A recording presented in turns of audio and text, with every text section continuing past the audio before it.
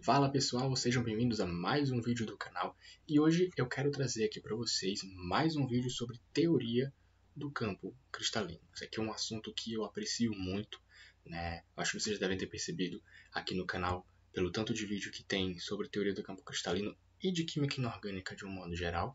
Eu aprecio muito essa área, é a minha área, a área inclusive que eu trabalho, né? Eu trabalho com química inorgânica no mestrado e é um assunto aqui, né, a teoria do campo cristalino, que eu tenho muita propriedade, então eu vou sempre estar trazendo mais assuntos sobre teoria do campo cristalino, né? E também eu estou fazendo esse vídeo porque eu quero atualizar um vídeo bem antigo que eu tenho aqui. A maioria dos vídeos sobre esse assunto são antigos, então eu quero dar uma atualizada, fazer um upgrade aqui, tá? Então se você caiu nesse vídeo aqui e quer ter um entendimento mais aprofundado sobre a teoria do campo cristalino ou quer começar a entender esse assunto, não se esquece de se inscrever no canal e deixar o seu like, porque assim você vai receber o seu vídeo, você vai receber esse vídeo aqui.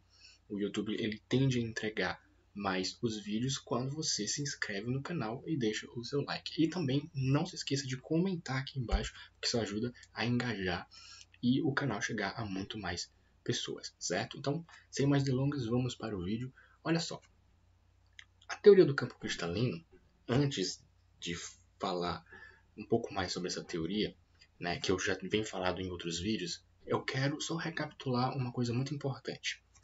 Primeiramente, a teoria do campo cristalino, ela é um tipo de teoria que foi criada por Hans Bethe, né, que era um físico alemão. Acredito que ele seja alemão, posso estar errado, mas eu acredito que ele era alemão.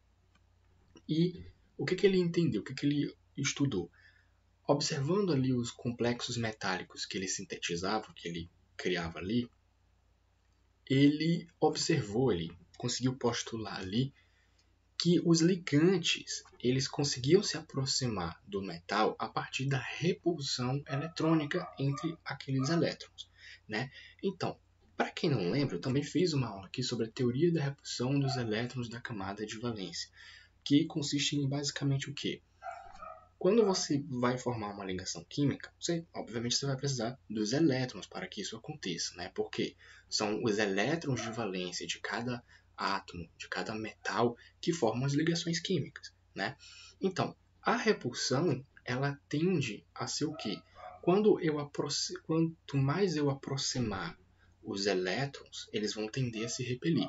Então, para que eu alcance uma certa estabilidade, eu tenho que afastar ao máximo essas repulsões, certo?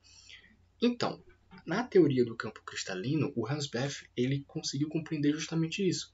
Então, inicialmente, o que acontece?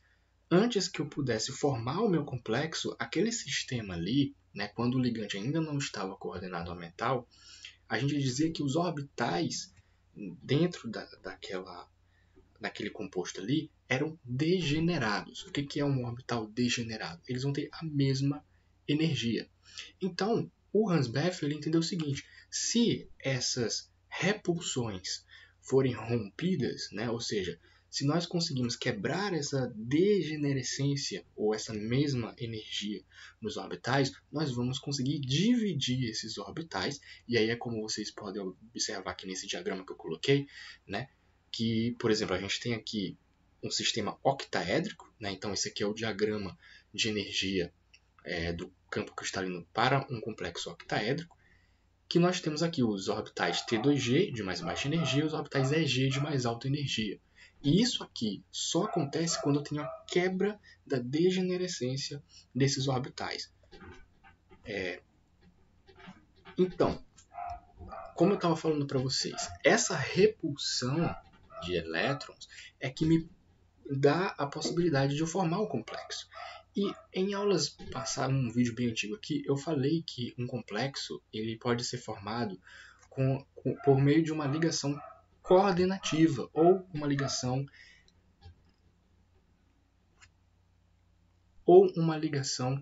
covalente dativa, né? A gente pode chamar de covalente dativo ou coordenativo. Basicamente, o que acontece? O ligante ele pega os seus pares de elétrons e se ligam, né? Na verdade, eles doam esses pares de elétrons para o metal. E aí a gente diz que o metal dentro de um complexo ele é o ácido de Lewis, né? Porque o ácido de Lewis ele é o receptor de pares eletrônicos, enquanto que os ligantes são as bases de Lewis, porque eles são os que doam os pares de elétrons, né? E isso aqui é só para dar um contexto para vocês entenderem como que o complexo ele é formado, né? Então, baseado na teoria do campo cristalino, o complexo ele vai ser formado a partir dessa quebra, dessa degenerescência, né? E eu coloquei aqui também um diagrama de energia, né? Vocês podem ver aqui, ó, a energia ela vai aumentando, ela sempre aumenta do subnível S até o subnível F, né? Ou seja, o subnível F, os orbitais F, eles sempre vão ter mais energia que os demais orbitais, né? É por isso que, por exemplo, se você quiser, existem complexos que possuem lá, o metal, ele possui elétrons no subnível F, né? E por conta disso, eles vão ter obviamente energias muito maiores e consequentemente, para formar aquele complexo vai ser muito mais difícil, porque vai ter um gasto energético muito maior. E é por isso que a grande maioria dos compostos de coordenação, e o que a gente mais estuda, são os complexos advindos de metais de transição do subnível D. Né? Então, ferro, cobalto, níquel, nióbio, cobre, todos esses que a gente estuda, a formação de complexos a partir desses metais, eles são do subnível D, eles só têm elétrons até o subnível D, né? Então, a química de coordenação ela vai estudar esse tipo de complexo, certo? E a teoria do campo cristalino, ela vem para nos auxiliar, né? A gente já tem a teoria do orbital molecular, que ela pega essa teoria do campo cristalino, ela expande, ela é muito mais ampla e é a teoria mais usual atualmente, mas a teoria do campo cristalino, ela não deixa de ter a sua relevância, a sua parcela bem significativa na explicação desses materiais, né? Perdão, materiais não, desses compostos. É que eu estou bem familiarizado com o termo material, né? Porque atualmente estou trabalhando com materiais, com ciência dos materiais, né? Então isso está bem aqui na minha cabeça. Inclusive eu vou trazer alguns vídeos para vocês aqui, se vocês quiserem, deixa aqui nos comentários, que eu vou trazer alguns vídeos sobre ciências dos materiais, né? Para a gente aprender sobre semicondutores, para a gente aprender sobre a questão de transferência elétrica, né? Condução elétrica, teoria de bandas. Eu quero trazer vídeos um pouco mais detalhados, um pouco mais de assuntos um pouco mais complexos, mais avançados aqui para o canal. Mas eu estou preparando alguns conteúdos sobre isso em breve. Eu devo estar trazendo aí para vocês. Mas deixa aqui nos comentários se vocês querem aprender sobre química quântica, teoria de bandas. E eu acho muito interessante, eu estou aprendendo bastante sobre isso. Eu vou trazer aqui em breve. Bom, então, só que a gente possa recapitular aqui. A teoria do campo cristalino ela vai nos dar esse entendimento de que, para se formar um complexo, eu preciso quebrar a degenerescência dos orbitais. E é por isso que eu tenho a formação dos orbitais T2G e orbitais EG. Aí você pode se perguntar, mas André, professor, por que o orbital T2G é o de menor energia e o orbital EG seriam os orbitais de maior energia? Porque a gente tem, antes desse conceito da repulsão, a gente tem que estudar também os sistemas cartesianos. Né? Eu não coloquei nenhuma ilustração aqui, mas basicamente, vocês já devem ter visto na sala de aula, quem está no ensino superior, deve ter visto que a química de coordenação ela se baseia também na questão da teoria dos orbitais. Né? Não são os orbitais moleculares, mas na teoria do que seria um orbital. Né? Um orbital ele é uma função de onda. Né? Então você tem ali como representar isso matematicamente. Você pode representar por meio de um sistema cartesiano, com eixo x, y, z. E os orbitais d, eles vão ter justamente os orbitais d deles serão... a gente vai ter toda uma configuração lá, a gente tem os orbitais dx ao quadrado, dy ao quadrado, dx, yz, ou xy. Existem vários orbitais d, né? Os 5 orbitais d, a gente tem uns nomes para eles. E acontece o seguinte, os orbitais T2G, eles são os orbitais de menor energia, porque quando o complexo é formado, para que isso aconteça, o ligante ele vai entrar no plano cartesiano. Né? Ou seja, imagina que você tem... Eu vou, inclusive, para ilustrar melhor para vocês, vamos lá, porque senão vai ficar muito... muito pouco intuitivo, né? Então, vamos imaginar o seguinte, olha só. Nós temos aqui um plano cartesiano. né? Então, nossa, isso aqui tá péssimo, né? Mas vamos imaginar aqui, ó, a gente tem aqui um plano cartesiano. Imagine que isso aqui é um desenho bem feito, tá? Então, nós temos aqui o eixo X, bem aqui o eixo Z. Na verdade, aqui é o eixo Y, tá? E aqui é o eixo X. Pronto. Quando o ligante chegar no metal, o que vai acontecer? Deixa eu pegar aqui uma outra canetinha. Se ele chegar... Espera aí que travou aqui, pessoal. Se ele chegar bem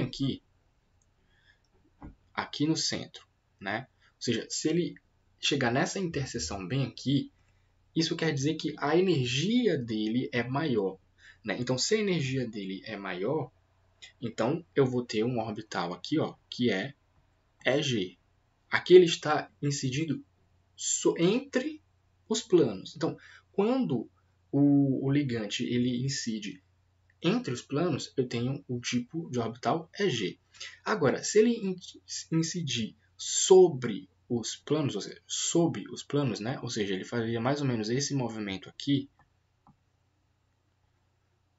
aí ele teria uma menor energia, porque a quantidade de energia que eu vou gastar, que eu vou conseguir fazer para que ele incida entre os planos, é maior em relação a que se ele fizer sobre os planos. É por isso que os orbitais T2G eles têm menos energia que os orbitais EG, certo? Então, espero que tenha ficado isso claro aí.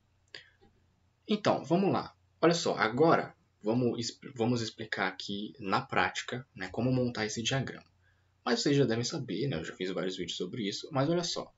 Aqui nós temos o seguinte. Aqui nós temos inicialmente todos os orbitais Vamos imaginar que aqui a gente tenha um complexo de cobalto, por exemplo. Como que a gente vai montar isso aqui? Vamos lá. Como é que a gente vai fazer isso aqui? Aqui é o seguinte. Todos os elétrons do cobalto, a gente vai preencher aqui em cada um desses orbitais, né? Para isso, a gente precisa primeiro saber qual seria o número de elétrons que ele tem para poder participar da ligação, né? Ou seja, os elétrons de valência dele. O número atômico do cobalto é 27, né? Então a gente vai fazer todo aquele procedimento, né? Se vocês não viram o vídeo anterior a esse, vão lá ver vejam o vídeo antes de ver esse vídeo aqui, para vocês entenderem. Que aqui eu não vou entrar nesses pormenores. Mas o cobalto, no estado fundamental, ou seja, sem sofrer nenhum tipo de modificação, sem estar no estado excitado, né? Sem oxidar, sem perder elétrons, ele tem um número atômico 27. Se eu quero, por exemplo, um cobalto 3, isso quer dizer o seguinte: ele vai perder um elétron do subnível S, ou melhor, 2 elétrons do subnível S e um elétron do subnível D, certo? Então, como ele está perdendo 3 elétrons, né? Então ele agora vai ficar com uma quantidade de 24 elétrons, já que ele perde 3, por exemplo. Então, eu preciso colocar essa quantidade de elétrons aqui nos orbitais. Né? Então, quantos elétrons mais ou menos ele vai ter ali? 5. Né? Então, vou colocar aqui um elétron aqui, um elétron aqui, mais um aqui, mais um aqui e mais um aqui. Né? Então, isso daqui me dá a quantidade total de elétrons que vão participar da ligação. Mas aqui, inicialmente, são orbitais degenerados. Reparem que todos eles, eles vão ter a mesma energia. Tá? Então, quando eu quebro a degenerescência desses orbitais, o que eu vou fazer agora? Se eu tenho um cobalto 3+, por exemplo, né? Vamos imaginar aqui, nós temos um cobalto 3+, como eu estou mostrando aqui para vocês. Bom, se ele perde 3 elétrons, ele vai ficar agora com 24. Né? Então, eu preciso saber então, quantos elétrons eu vou ter no subnível D. Né? O cobalto, no estado fundamental, ele é um D7. Se ele perde 2 elétrons do subnível S e 1 elétron do subnível D, então eu vou ter que dar para ele o que agora? 6 elétrons. Né? Então, olha só aqui. Ó. Um desses orbitais aqui vai ter um elétron a mais, para eu ter 6 no total. E agora eu preciso pegar esses elétrons e distribuir aqui no diagrama. Aí, aqui é que está o pulo do gato. Como que a gente faz para desenvolver isso? De acordo com a regra de Hunt, né? Então, o que diz, gente, a regra de Hunt? Eu vou colocar aqui com a minha letra, que é maravilhosa, né? A regra de Hunt, ela diz que a gente tem que preencher cada orbital de acordo com sempre da menor energia para a maior energia, né? Então, qual que é o nosso objetivo? É sempre ter uma estabilidade, né? Então, a gente tem dois tipos de situações. A gente pode ter orbitais semi-preenchidos, orbitais totalmente preenchidos, ou mais semi-preenchidos ou menos semi-preenchidos, né? Então, como aqui se trata de um complexo octaédrico, a gente tem duas possibilidades aqui. A primeira possibilidade que eu tenho, eu posso colocar aqui 1, 2, 3, 3 elétrons. Eu posso simplesmente emparelhar todos os meus elétrons no subnível, ou melhor, perdão, todos os meus elétrons aqui nos orbitais de menor energia, né, T2G. E isso aqui quer dizer o seguinte, olha só, se eu conseguir emparelhar todos eles no subnível de menor energia, quer dizer que ele é estável. Quanto menos energia eu gasto, mais estabilidade eu tenho no meu composto. E aqui entra uma outra coisa. Eu falei, inclusive, na aula passada. Esse composto aqui é diamagnético. Por quê? Porque todos os elétrons dele estão emparelhados. Aí por isso que eu estou falando para vocês que é importante vocês acompanharem a última aula que eu falei aqui sobre teoria do campo cristalino, que é aquela que tem que eu ensino como calcular a energia de estabilização do campo cristalino. Eu vou deixar, como já falei, né, eu vou deixar aqui no card aqui em cima e o link na descrição. Vocês assistindo aquele vídeo, vocês vão entender a diferenciar o que é um composto diamagnético e o que é um composto paramagnético. E por que e como eu consigo emparelhar esses elétrons? Lembra? Eu preciso diferenciar aqui a questão que a gente chama de magnitude do campo, né? O que é a magnitude do campo? É justamente essa estabilidade, né? A energia de estabilização do campo cristalino, ou seja, quanto de energia que eu gasto para emparelhar ou desemparelhar os elétrons. O que é mais preferível ali? É eu deixar com que todos os elétrons fiquem emparelhados, como é o caso aqui, fazendo com que o meu composto seja diamagnético, ou desemparelhar. Tudo isso vai depender da energia de emparelhamento, né? Que é uma energia necessária para se emparelhar o elétron, né? Lembrando, né? Trazendo aqui algo da aula passada, né? Essa energia de emparelhamento, se ela for menor que o parâmetro delta octaédrico, que a gente chama, que é a magnitude do campo, se essa energia for menor que o delta octaédrico, ou seja, a energia para emparelhar é pouca.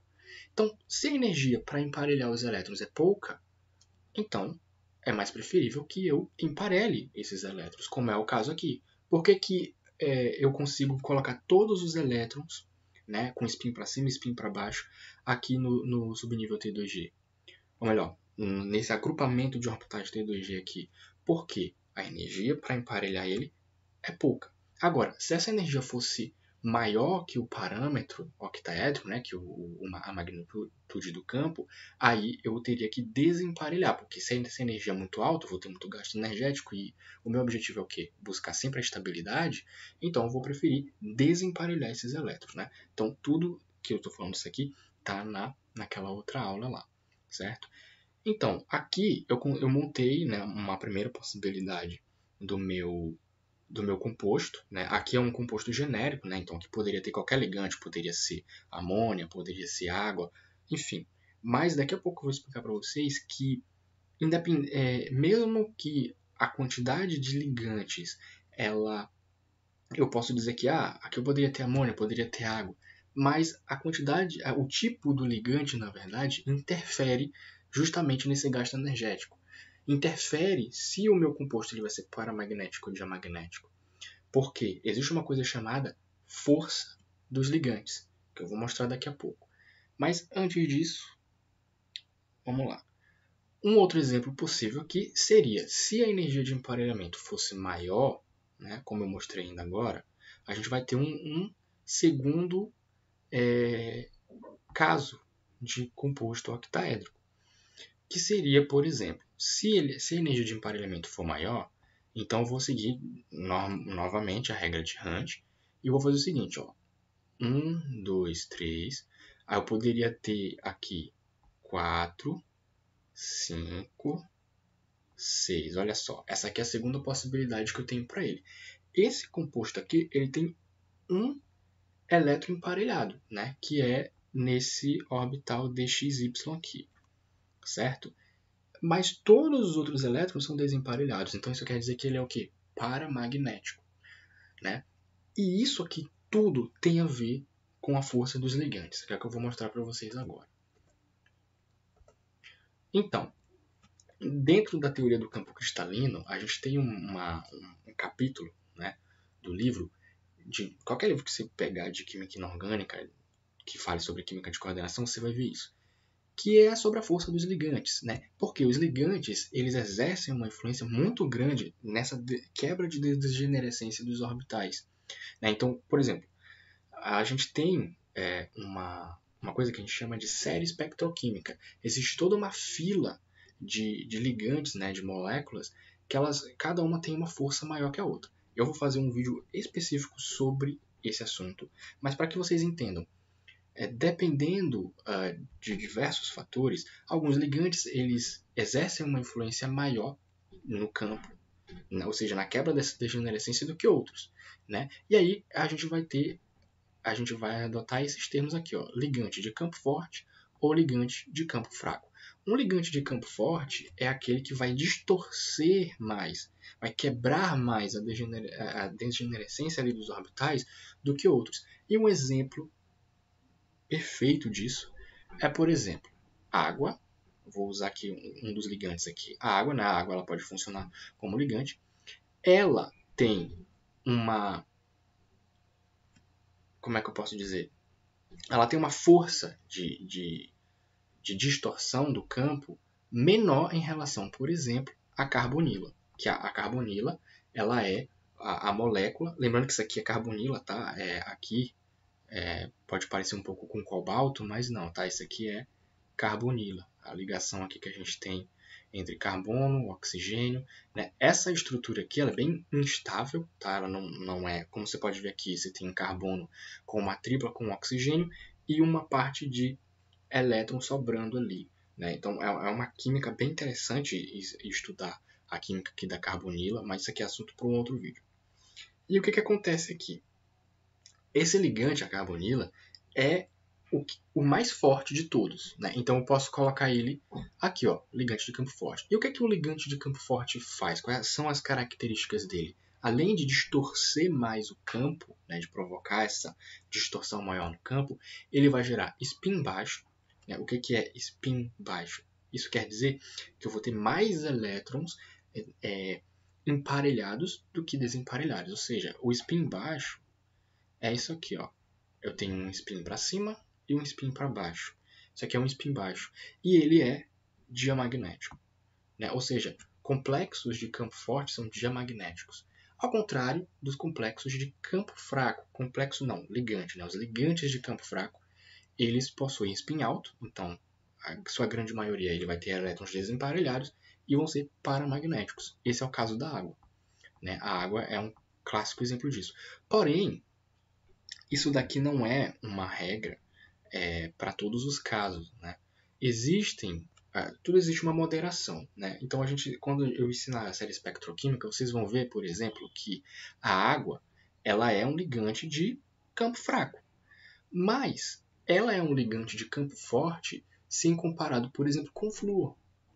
E aí você me pergunta, tá, mas você acabou de dizer que a água é um ligante de campo fraco. Como que ela é um ligante de campo forte ao mesmo tempo? Porque a série espectroquímica ela nos dá, na verdade, ela nos dá os extremos, né? Então você tem ali flúor, você tem o hidrogênio, são ligantes, né? Que vão exercer muito pouca influência na distorção do campo. Então eles vão formar spin alto. Né? São paramagnéticos. Já a carbonila, não. A carbonila ela gera spins baixos, são diamagnéticos, campo forte.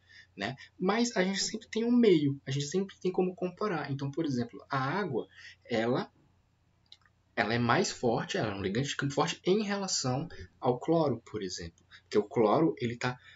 a gente tem a série espectroquímica aqui, né? Então, desse lado esquerdo aqui são os ligantes de campo fraco e desse lado direito aqui são os ligantes de campo forte. Quanto mais se alonga, né? Quanto mais distante do início está o ligante ali naquela série espectroquímica, mais tendência ele tem para distorcer fortemente o campo.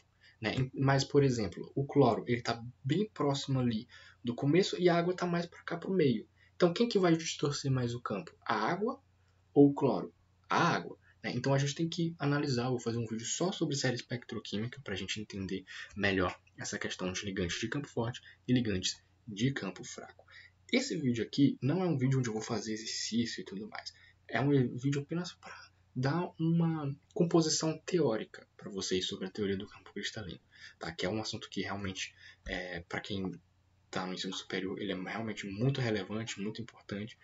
Então, se vocês gostaram desse vídeo, pessoal, não se esquecem de deixar o like e de se inscrever para ajudar o canal a crescer, tá? Então é isso, não vou me alongar muito nesse vídeo aqui. O que eu queria trazer aqui para vocês era apenas explicar esses pormenores, né? De onde é que surge a teoria do campo cristalino, para que ela serve, como que ela foi fundamentada e também a diferença entre os ligantes. E para vocês entenderem que os ligantes eles exercem sim uma influência sobre o campo. Né? Então é isso que vocês precisam entender. Vocês precisam entender que dependendo do ligante que se coordene ao metal, eu vou ter maiores ou menores distorções do campo. E isso vai influenciar o quê? Nas propriedades magnéticas desse composto. Não só magnéticas, mas também nas cores. Né? Alguns ligantes eles geram cores mais intensas e uma das coisas mais interessantes, talvez a mais interessante da gente dar os compostos de coordenação, são as suas cores, que são muito bonitas. Então, entendam, os ligantes exercem uma influência absurda nas propriedades magnéticas, nas cores, nas propriedades eletrônicas desses complexos, certo? Então, esse assunto fica para um outro vídeo e valeu!